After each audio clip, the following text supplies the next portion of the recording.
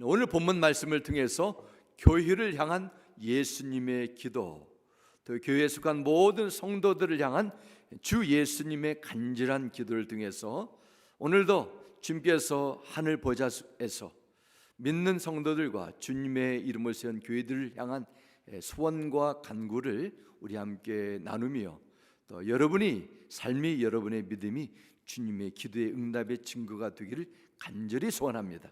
우리 먼저 말씀을 위해서 기도하겠습니다. 살아계신 아버지 하나님, 우리의 인생이 내 능력과 노력, 세상에 알고 있는 기술, 정보, 지식이 아니라 하나님의 입으로 나오는 생명의 말씀으로 산다고 일깨워 주셨습니다. 이 말씀이 생명의 말씀, 능력의 말씀 되기 원하오니 성령 하나님 주장하여 주셔서 겸손히 받을 수 있는 마음, 순종할 수 있는 믿음, 말씀의 능력을 체험할 수 있도록 주께서 성령 하나님 도와주시옵고 예수님의 이름으로 기도드렸습니다. 아멘. 미국의 유명한 자기 개발가로 알려진 지그 지글러가 쓴 정상에서 만납시다라는 책에 실린 한 실화 이야기입니다. 빅터 세레브리아코프라는 한 청소년 학생이 있었습니다. 이 학생이 15살 되었을 때 한 선생님이 그 학생에게 이런 말을 했다고 합니다. 너 같은 전능아는 공부해도 소용이 없어. 학교를 포기하거나 돈을 버는 것이 훨씬 낫다. 이 말을 듣게 됐습니다. 그리고 이 빅터라는 이 청소년, 이 학생은 그 후 17년 동안 선생이 전해준 말을 듣고 나는 도저히 공부할 수 없는 전능하라, 그렇게 자신을 여기고 살았답니다. 그런데 그가 32살이 되었을 때 17년이 지난 후에 우연히 IQ 테스트를 해봤는데 IQ가 161이 되었다는 사실을 발견하게 됐습니다. 그 후에 마음을 새로 잡고 태도를 바뀌고 자신은 이제는 천재처럼 행동하기 시작했습니다. 그 후에 많은 책들을 쓰고 특허를 내고 큰 사업가가 되었습니다. 천재적 기업가로 잠재력이 있었는데 그에게 말한 한 선생님의 말 때문에 17년을 20대를 다 화송세월을 버리게 된 것이지요. 우리에게 잘 알려진 헬렌 켈러, 3중의 중증 장애를 이겨내고 세계적인 작가, 교육가로 알려진 20세기의 정말 위대한 교육가로 알려진 헬렌 켈러는 알려졌지만은 그와 48년을 함께했던 스승 앤 셀리번 여사, 이 여사에 대한 이야기입니다. 이 앤 셀리번, 헬렌 켈러의 스승이었던 이 여사는 아버지가 알코올 중독자였습니다. 어머니는 8살 때 세상을 떠나고 이제는 고아가 됐어요. 근데 앤 셀리번이 트라코마라는 박테리아에 감염되어 치료를 받는 과정에 눈이 점점 시력이 안 좋아지게 됐습니다. 이 고아가 된 셀리번, 이 어린 소녀는 매사추세츠의 주립병원에 입원을 하게 되고 보스턴의 한 정신병원에 불가능한 환자로 구분되어 입원하게 됐습니다. 이 한 소녀가 병원에 있을 때 나이 많은 로라라는 한 간호사의 지극적이고 정성한 사랑으로 마음의 문을 열고 병이 완전히 치유가 됐어요.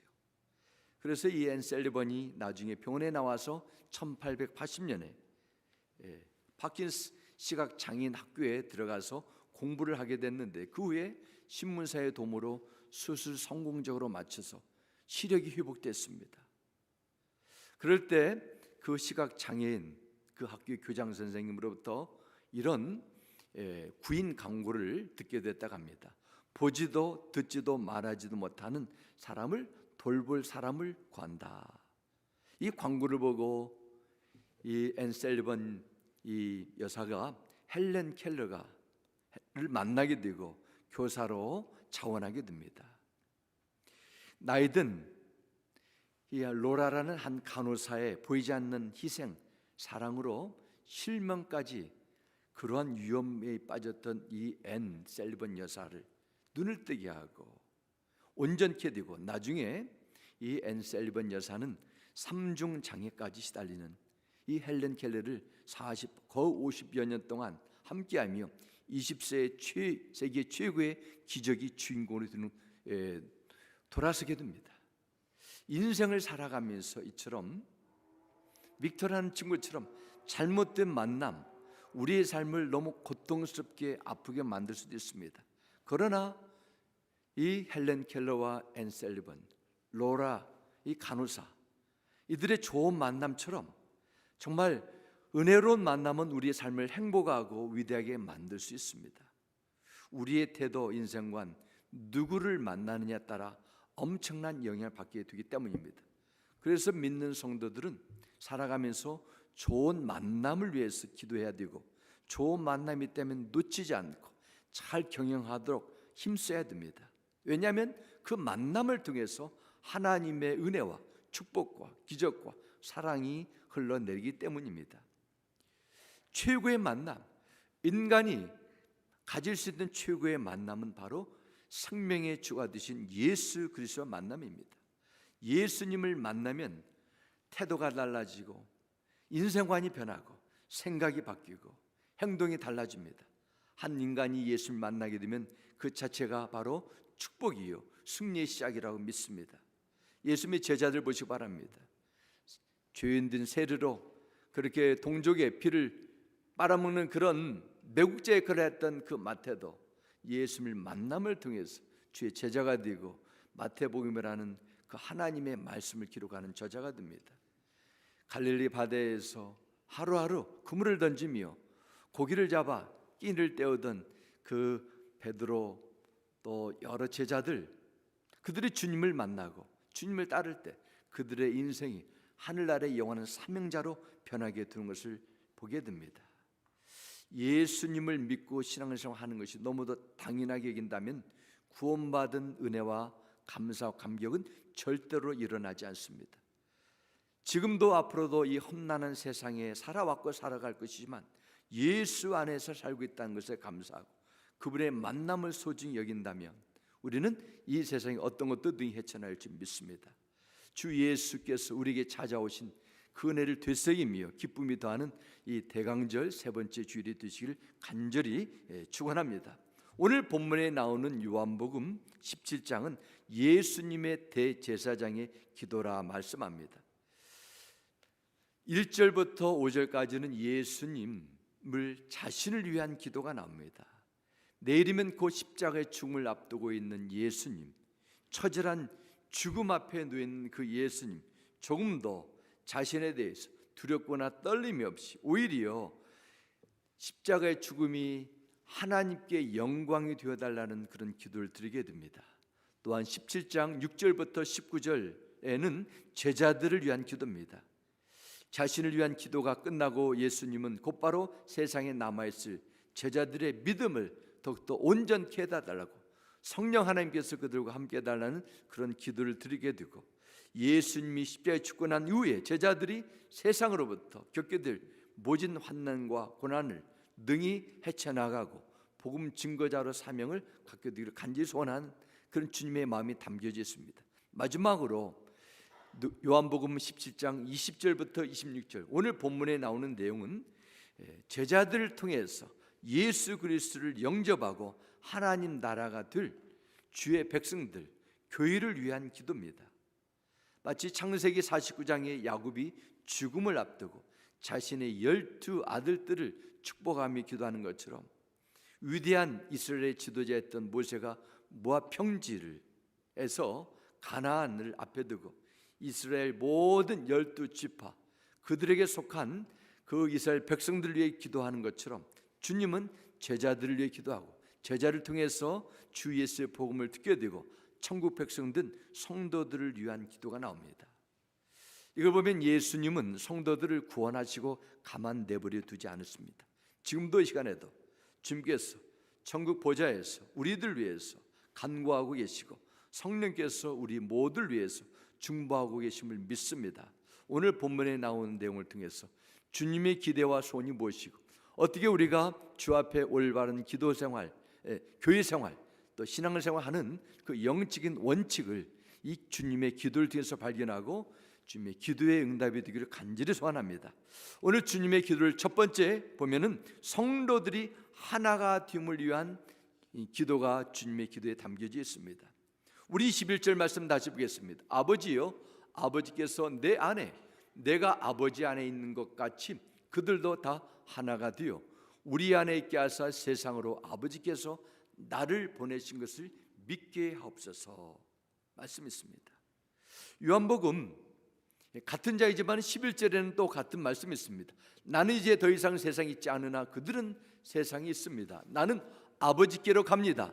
걸어가신 아버지께서 내게 주신 아버지의 이름으로 그들을 지켜주셔서 우리가 하나인 것 같이 그들도 하나가 되게 하여 주십시오. 이런 주의 기도가 있습니다.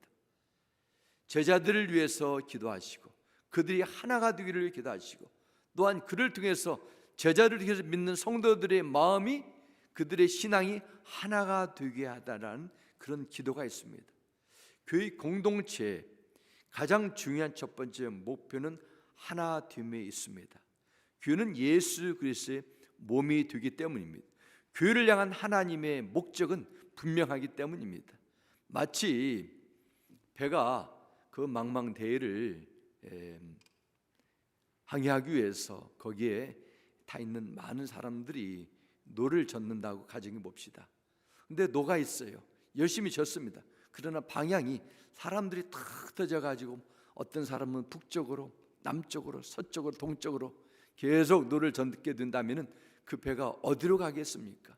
그들의 수고가 어떤 결과가 열매가 나타나야 되겠습니까? 한 방향으로 가야 된다. 그래서 하나가 되어야 된다. 성경 말씀하고 있습니다.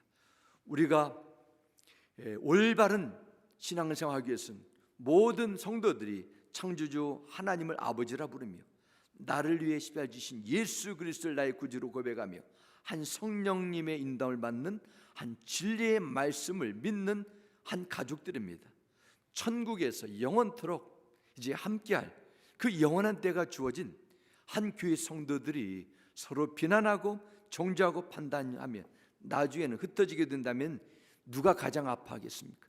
누가 가장 실망하겠어요? 주 예수님, 주님이 가장 싫어하는 일을 하게 되는 것입니다. 제자들을 위해서 하나가 되기를 위해 기도하셨고 앞으로 믿게 될 성도들이 하나가 되게 해달라고 먼저 기도 제목으로 구하시는 주님의 마음을 헤아릴 줄 알아야 됩니다. 이것이 성숙한 성도의 믿음의 자세예요. 여러분 모두는 주 예수의 은혜로 부르심을 받고 하나님의 존귀한 자녀가 되고 주님의 몸된 교회의 일부가 됐습니다. 하지만 문제는 지금까지 살아오면서 너무도 다른 인생관 가치관을 가지고 살아왔고 다양한 기대, 가정의 배경, 생활 방식, 문화적인 그런 차이점 이런 것을 가지고 교회에 들어왔다는 것입니다. 교회가 먼저 하나 되기 위해서 어떻게 될 수 해야 됩니까? 내가 먼저 의도적인 노력을 해야 되죠. 내가 먼저 내 생각을 내려야 됩니다. 내가 가진 주관적인 기대도 내려야 됩니다. 또한 관계 속에서 상대방을 내 기준, 내 가치로 판단하면 안 되지요. 하나가 될 수 없습니다. 어떤 것을 볼 때 이것은 맞고 이것은 틀렸다 이런 흑백 논리로 보는 것이 아니라 내 생각도 다를 수 있구나. 그 사람도 그렇게 생각할 수 있네. 내 생각도 틀릴 수 있구나. 이런 열린 마음을 가져야 돼요. 어떤 사람의 약점이나 실수 볼 때도 궁휼한 마음으로 대해야 됩니다. 내가 알지 못하는 그런 특별한 상황과 처지가 있기 때문에 그렇게 했겠지. 왜냐하면 그 사람이 나쁜 마음을 가져서가 아니라 악해서가 아니라 그것을 몰라서 그렇게 할 수 있기 때문입니다. 한 마음이 되기 위해서는 무엇보다도 내가 하나님의 말씀으로 충만해야 해요. 그래야 하나님의 생각으로 하나가 될 수 있습니다. 빌보서 2장 5절과 2절과 5절 말씀합니다. 마음을 같이하여 같은 사랑을 가지고 뜻을 합하며 한 마음을 품어 너희 안에 이 마음을 품어라. 곧 그리스도 예수의 마음이 하십니다. 한 마음 한 생각을 가지라는데 성경은 다른 내 생각이 아니라 주 예수의 마음을 품으라 말씀하고 있습니다. 사도 바울 그를 너무도 충성스럽게 돌봐진 빌보 교회 성도들에게 서로 좋은 관계를 유지하며 겸손하게 살라고 간청합니다. 또한 하나님의 기쁨, 하나님의 놀라운 은혜가 빌립보 교회 성도들에게 나타나기 위해서는 모든 성도들이 한 마음을 품을 때 가능하다 말씀합니다. 예수님은 인간이 되기 전에 하나님과 동등하신 권세와 능력을 가지신 분이셨습니다. 그럼에도 불구하고 주님은 자기를 비웠고 다른 사람을 위해 과감히 자신을 내어놓으셨습니다. 인간의 너무도 연약한 아기 예수의 몸으로 이 땅에 내려오신 겸손함이 있습니다. 사도 바울은 이런 주님의 겸손한 마음을 품으라 합니다. 우리의 생각과 마음이 겸손과 섬김의 실천을 통해 다른 사람을 향해 든다면 어떻게 될까요? 하나가 될 것입니다. 한 생각 한 마음으로 점점 가까워질 것입니다. 사랑하는 성도 여러분, 우리는 예수 십자가의 공로로 하나님의 자녀가 되고 하늘나라의 백성이 됐습니다. 여러분 모두는 천국에서 영원토록 함께 살아야 될 영원한 하나님의 계획을 가지고 있습니다. 교회 안에서 하나 되기 위해서 내 생각을 버리시고 내 기준, 내 기대가 아니라 다른 사람의 장점을 찾으시고 장점을 기뻐하시고 그들의 관심과 그들의 유익에 관심을 두기 바랍니다. 여러분이 먼저 주님의 마음을 품으시고 사랑 품고 대하는 가운데 주님의 교회는 하나됨을 더욱더 온전히 누리게 될 것입니다. 주 예수의 마음과 생각에 초점을 두므로 주님이 가장 기뻐하고 소원하는 최고의 기도 제목이 여러분을 통해서 이루어지기를 주 예수 이름으로 축원합니다. 두 번째, 주님께서 성도들 위해서 교회를 위해서 기도하는데 성도들의 온전함을 위한 기도였습니다. 우리 본문 23절 다시 보겠습니다. 곧 내가 그들 안에 있고 아버지께서 내 안에 계시어 그들로 온전함을 이루어 하나가 되게 하려 함은 아버지께서 나를 보내신 것과 또 나를 사랑하심 같이 그들도 사랑하신 것을 세상으로 알게 하려 함이로소이다 말씀합니다. 여기서 말씀하는 그들로 온전함을 이루어 하나가 되려 함은 말씀입니다. 온전함이다 말합니다. 영어 성경에 보면은 they may be perfected 말합니다. 완전하다는 것이죠. 무엇을 의미합니까? 바로 주님의 완전한 거룩한 성품을 의미합니다. 마태복음 5장 48절에도 그러므로 하늘에 계신 너희 아버지의 온전함과 같이 너희도 온전하라 말씀하시죠. 무엇보다도 교회 안에서 온전함으로 나오기 위해서는 다른 어떤 것보다도 예수님을 깊이 알아가는데 힘써야 된다는 뜻입니다. 그래서 히브리서 2장 12장 2절 말씀에도 믿음의 주요 또 온전하게 하시는 인 예수를 바라보자 말씀합니다. 예수님이 perfecter for faith, 우리의 믿음의 완전한 자랍니다. 예수님이 여러분의 소원을 들어주는 그분으로 보는 것이 아닙니다. 예수님으로 말미암아 온전케 되는 것에 간절한 기대와 소원을 두고 주님을 더욱더 깊이 알아가자. 그것이 바로 예수를 바라보자는 뜻입니다. 그냥 예수의 초상화를 바라보고 그냥 거기 은혜 받는 것이 아닙니다. 온전케 하신 예수를 바라보기 위해서 먼저 해야 할 일이 있어요. 내가 먼저 나는 온전한 존재가 아님을 겸손히 인정하는 것입니다. 우리 모두는 누구도 온전할 수 없는 자예요. 그런 우리가 온전한 분으로 오신 예수 안에서 온전한 자로 여김 받게 되는 은혜를 누리게 되는 것입니다.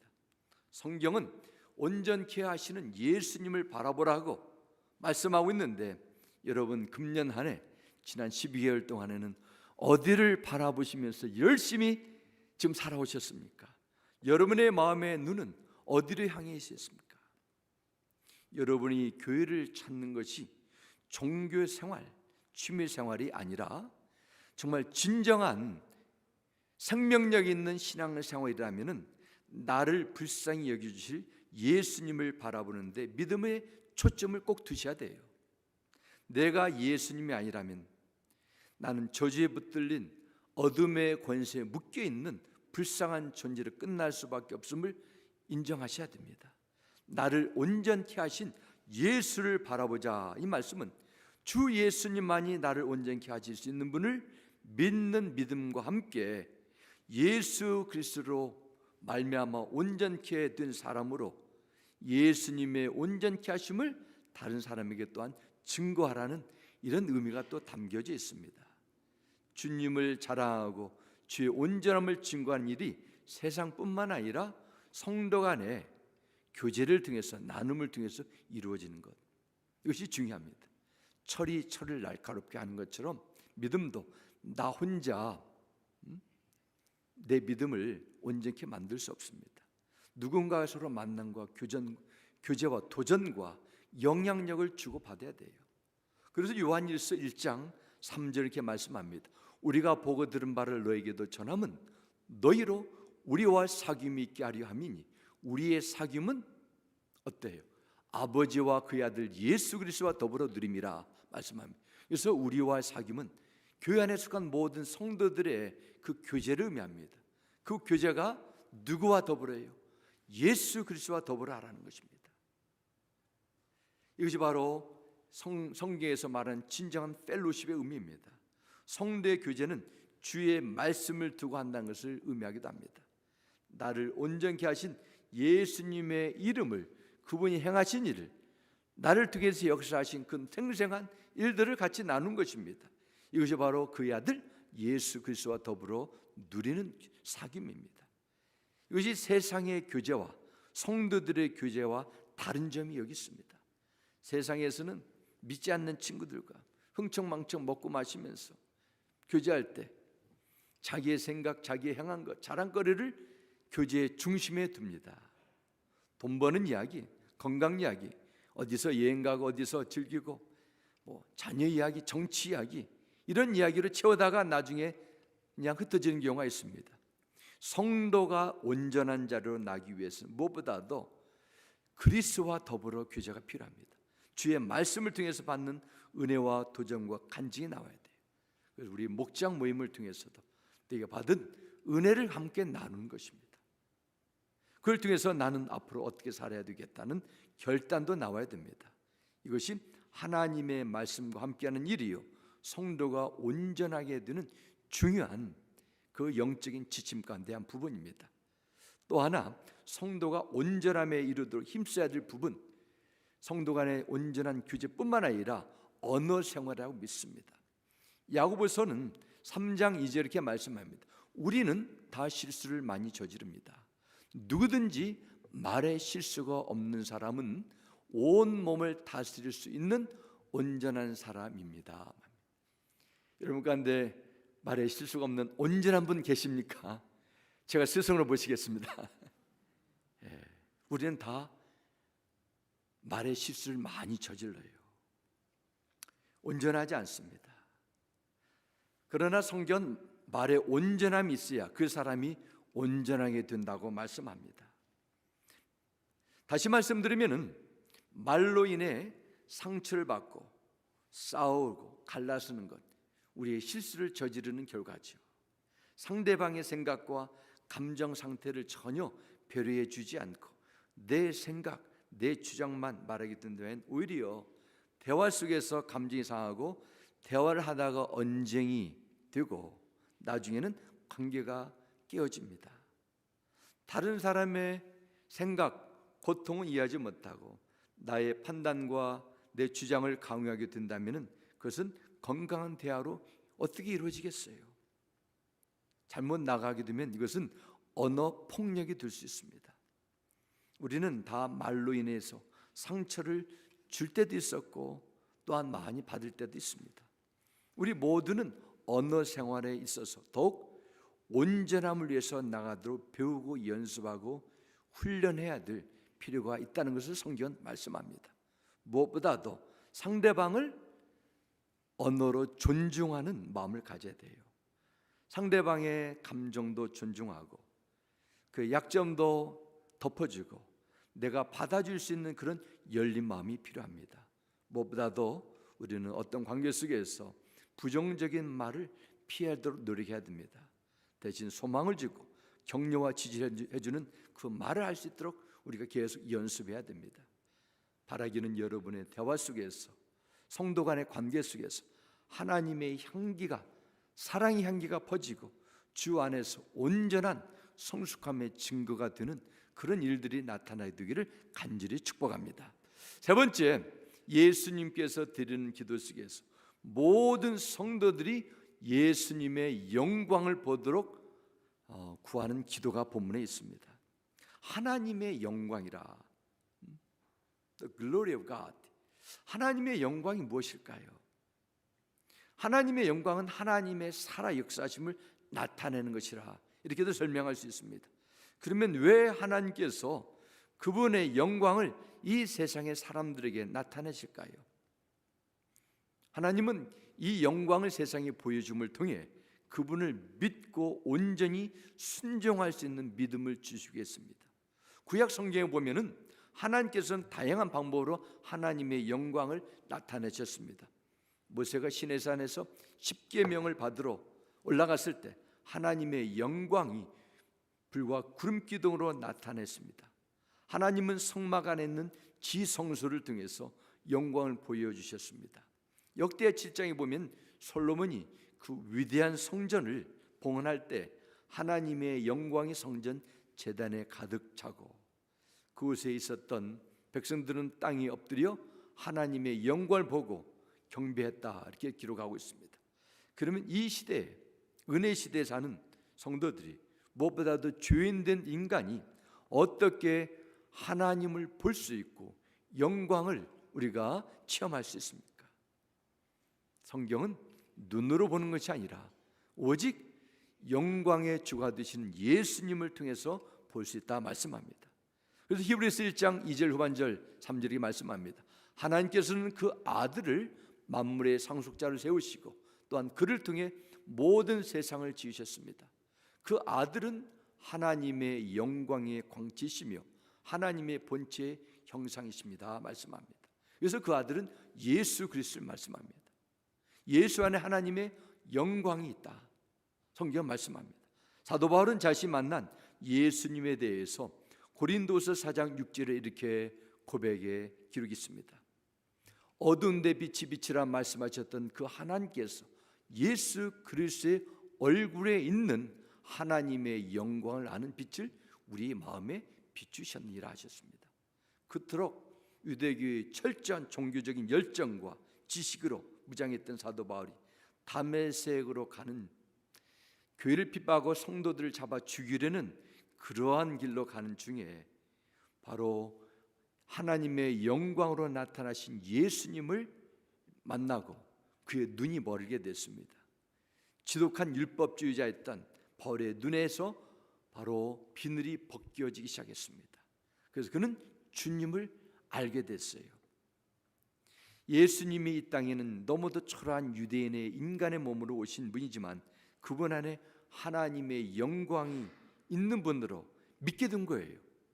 그 다음부터는 예수 그리스도를 아는 것이 세상에 어떤 것보다도 더 소중하고 예수 안에 있는 하나님의 영광을 부끄러워하기보다는 자랑하는 그런 인생을 살게 됩니다. 이것이 바로 예수 그리스도 안에 있는 하나님의 영광을 본 자의 차이점이고 성경의 영적 비밀이 있습니다. 예수님은 모든 성도들이 하나님께서 자신에게 주신 그 영광을 보게 해달라고 기도하고 계십니다.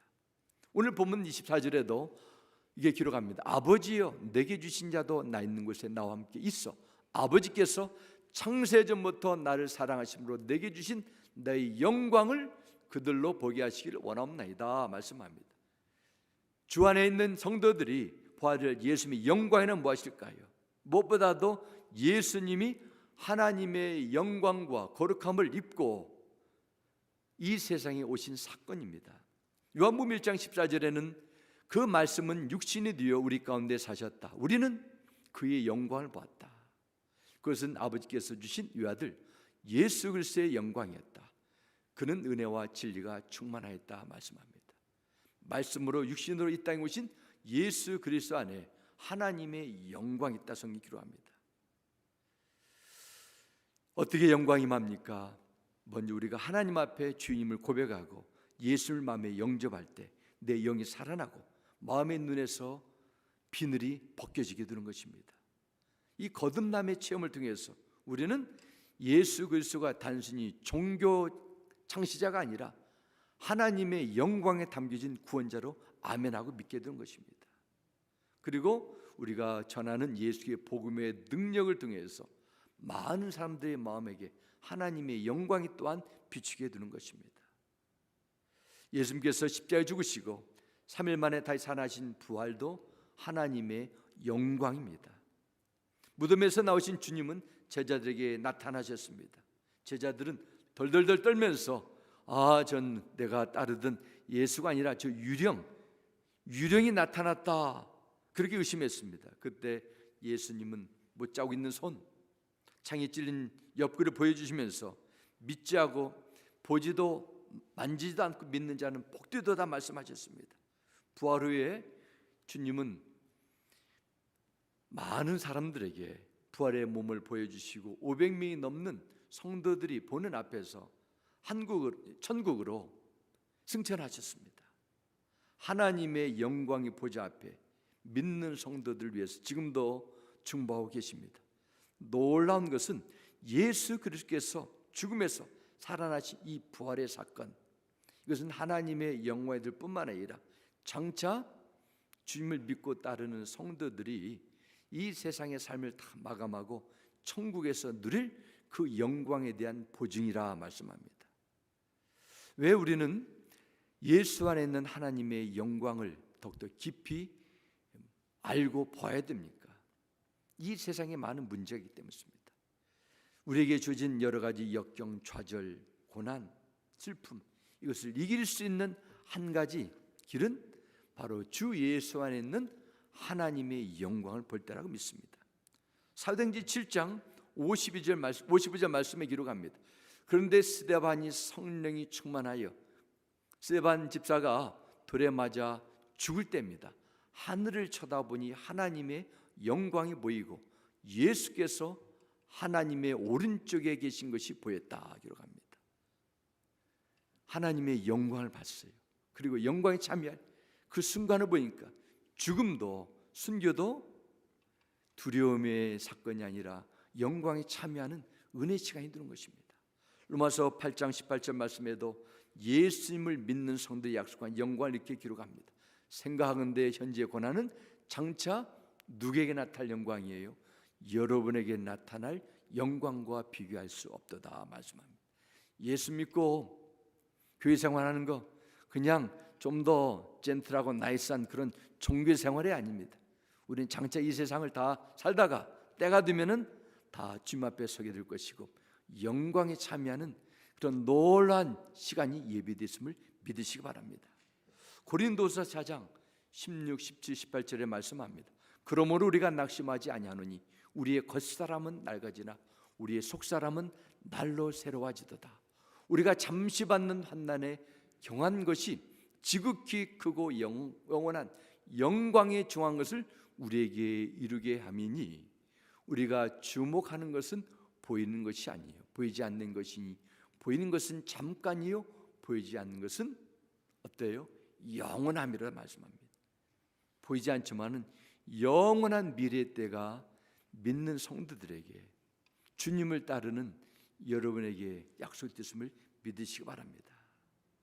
우리 성도들은 영의 눈이 열려서 예수 안에 장차 누리게 될 그 영광을 바라보고 살아갈 때 우리는 이 세상의 것에 마음과 믿음이 조종당하지 않게 됩니다. 세상이 두렵지 않습니다. 죽음이 무섭지 않아요. 어떤 핍박과 고난도 헤쳐나갈 수 있어요. 반대로 만일 여러분이 예수 그리스도 안에 있는 하늘의 영광을 바라보지 못하게 된다면 세상 사람들과 똑같이 탄식하고 낙심하고 절망이 될 것입니다. 그토록 내 눈에 가장 소중하게 여겼던 것도 결국 썩어 사질 것임을 깨달을 때 내가 이렇게 열심히 무게해서 이민생활, 직장생활, 사업하며 산다는 것은 무엇인가? 인생이란 어디에서 진정한 의미를 찾아야 되는가? 이런 고민을 하게 됩니다. 인생의 허무함이 깊이 다가올 수 있습니다. 그러나 예수 안에 있는 천국의 산소망, 부활의 영광을 바라볼 수 있는 사람은 어떤 일에도 절망하지 않습니다. 왜냐? 눈에 보이는 것은 뭐예요? 잠깐이죠. 보이지 않지만은 영원한 영광의 때가 나에게 있음을 믿기 때문입니다. 겉사람은 점점 약해지고 힘도 없고 기력은 쇠해진다 할지라도 하늘의 소망 속에서 찬양하며 주어진 환경 속에서 감사할 수 있고 기뻐할 수 있는 비결은 예수 안에 있는 하늘의 천국의 영광을 바라볼 때입니다. 내가 성령으로 충만해서 말씀으로 충만해서 예수 그리스도 안에 있는 하나님의 영광이 더욱더 생생하게 여러분의 마음의 눈을 비추게 되기를 소원합니다. 어둠의 세력이 절대로 가까이하지 못하게 될 것입니다. 여러분의 인생에, 가정에, 심령에 하나님의 놀라운 밝은 빛이 비추게 되고 이 세상에 살지만은 주님의 놀라운 은혜 가운데 거하게 될 줄 믿습니다. 이 주님께서 드리는 이 세 가지 기도 모든 제목들이 여러분에게 응답돼서 하나님을 기쁘시게 하고 이 세상에서 승리하는 그런 믿음 생활로 이루어지기를 주 예수 이름으로 축원합니다. 우리 함께 기도하겠습니다. 살아계신 여호와 아버지 하나님 감사합니다. 찬양합니다. 주님께서 몸된 교회를 핏값을 주시고 세우시고 성도들을 위한 교회를 위한 간절한 기도를 통해서 오늘 이 시대를 사는 주님의 백성들이 추구해야 될 교회 생활, 믿음 생활의 원칙을 일깨워 주심을 감사드립니다. 우리의 마음이 먼저 하나님과 하나가 되기 원합니다. 진리 가운데 성령으로 하나가 되기 원합니다. 우리의 믿음이 장성한 분량에 이르도록 성장하도록 주여 도와주시옵소서. 우리의 신앙 인격이, 우리의 내면이, 우리 믿음 생활이 나만을 위한 내가 받은 은혜에 만족하는 것이 아니라 나보다 더 필요하고 도움을 줄 수 있는 그런 분들을 섬길 수 있는 그런 자리로 담대하게 나가도록 주여 우리를 사랑의 도구로 의의 병기로 사용하여 주시옵소서. 하늘의 영광을 바라보며 부름의 자리에 끝까지 인내하는 우리 모두의 신앙이 될 구하며 주 예수 이름으로 간절히 기도드렸습니다. 아멘.